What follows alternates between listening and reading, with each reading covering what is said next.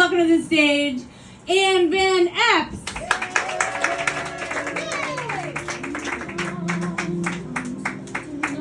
Who chose that song?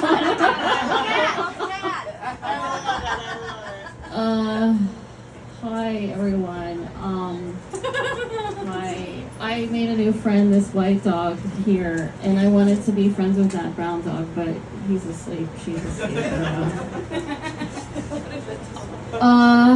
So I've never actually owned a dog, but I've always loved dogs.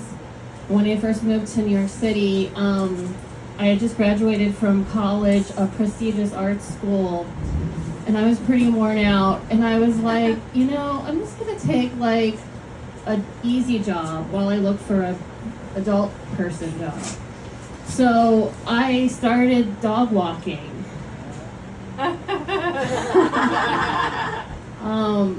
And it's a lot more, there's more to it than you would think. In addition to walking the dog, we also had to write a story every day about what we did with photos. And I was like, I guess I'm also an underpaid photojournalist now. And at first I was kind of excited about it, but after a while, when you walk the same dog every day for an hour, you run out of things to talk about. But I would always use a lot of explanation points, even if what we did wasn't great. Like, today Bella swallowed some gum, but she's fine, So around this time, this was like 2018. You guys, I feel like you're gonna feel sorry for me during this story, but it was my choice. I chose to do this. Wow, that music came on right at the right time. So I started. Wait, what was I talking about? Oh yeah. So in 2018, French bulldogs were really popular, and the name Bella was really popular. So I walked 5 different Bellas, and 3 of them were French bulldogs. So to keep them apart, to remember that who they were, I had nicknames for them. So there was like Bug-Eyed Bella, who was a pug. There was Small Bells, was a white terrier. There was the original Bella. So that was the first one that I walked. There was Big Bella, and then there was my favorite, Butterface Bella. I called her Old Butterface. And she was a French bulldog. But her face was just like this smattering of every non-color that existed. It was like black, white, gray, beige, brown, creating this magic eye poster. Are you guys familiar with that reference? Where you looked at her face and you're like, is that a sailboat? But she had all these indicators that would make you assume she was cute, right? She had a pink leash that also told you she was a female, that said, I'm cute on it. She also had this red fireman's costume with a matching hat that I had to wrestle on her when it rained. That was very adorable.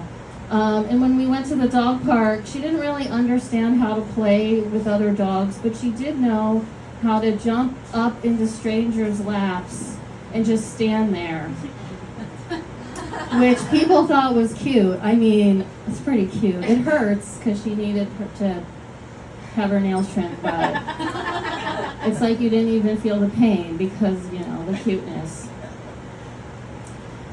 So one of the things about this particular dog walking place that made it different was that we never walked a bunch of dogs at a time, which makes people say, hey, that's a dog walker. We walked each dog individually, so people would just assume I was the owner, and I would just go with it. Because owners get a lot more respect than dog walkers for some reason. So I was walking Old Butterface Bella, and this man comes up, and he's kind of intimidating. He's really tall. He has like this 1920s beige like trench coat on, and he has this long wizard beard, and he's like talking to me and old Butterface, and he's like starts asking me all these questions, and he's like, what's the name of your dog? And I was like, oh, this gal, it's just Butterface. I mean, it's Bella, just Bella. Bella is her name, Bella. And he's like, where did you get her? And I'm like, yeah, I got her at a kill shelter. And take it, I don't know anything about Bella. I'm just making it up. And he's like, oh my God, you saved her life. Oh my gosh, that just made my week. And I'm like, yeah, I saved her life. I actually, true story, I saved her within minutes of her getting euthanized. And he was so excited that he invited us to an art club.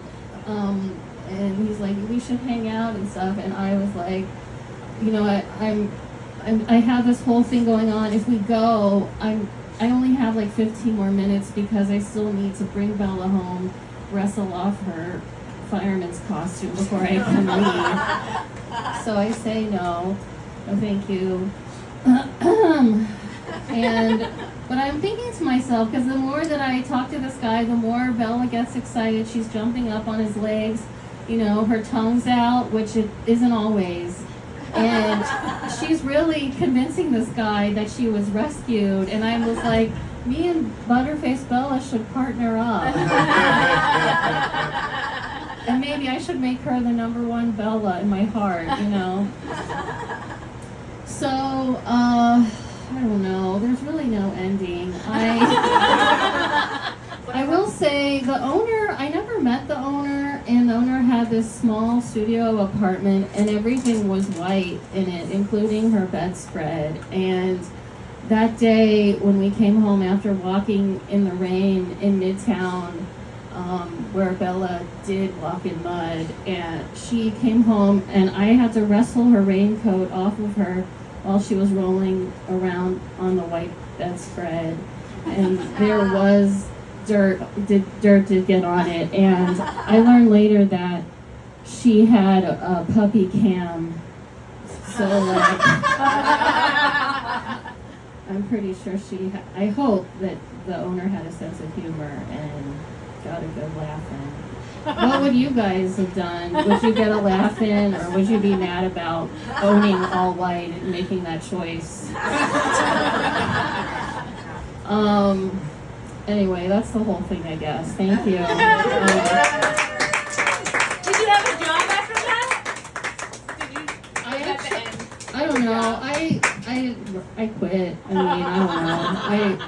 I didn't have it long. It's fine. I do love dogs, though. I still love dogs. Oh, I should say, me and my boyfriend actually are thinking about getting a dog recently. But first, my boyfriend's starting on plants, so he's like, if I could take care of a plant, I could take care of a dog. I can take care of a dog, I can take care of a kid. But so far, I'm the only one watering the plants.